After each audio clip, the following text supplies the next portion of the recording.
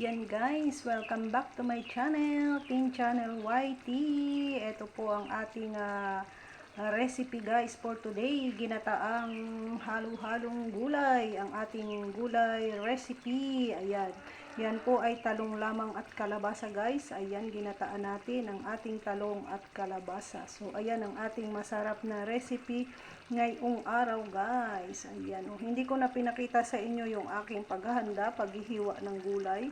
Kasi lahat naman sa inyo ay marunong maghiwa ng gulay guys. Lahat naman siguro sa inyo ay marunong maghanda niyan. Ayan.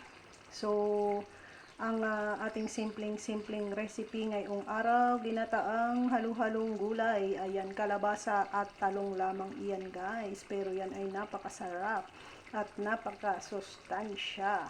Ayan, ang lasa at timpla niyan guys ay talagang tamang-tama lamang. Kaya naman, hindi ko na yan titikman kasi natikman ko na kanina. No? Tamang-tama lang yung kanyang alat. Tamang-tama lang ang kanyang timpla. At ang kapartner niyan guys ay iluluto ko pa.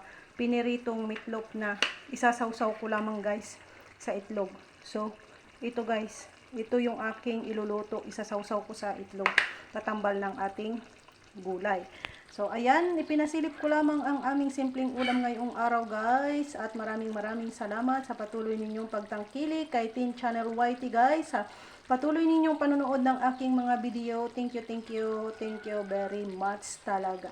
So, ito lang muna guys. At hanggang sa muli, sa susunod na mga upload ni Teen Channel YT guys. Sana ay palaging andoon pa rin po kayo. Thank you so much. Bye for now guys. God bless you all.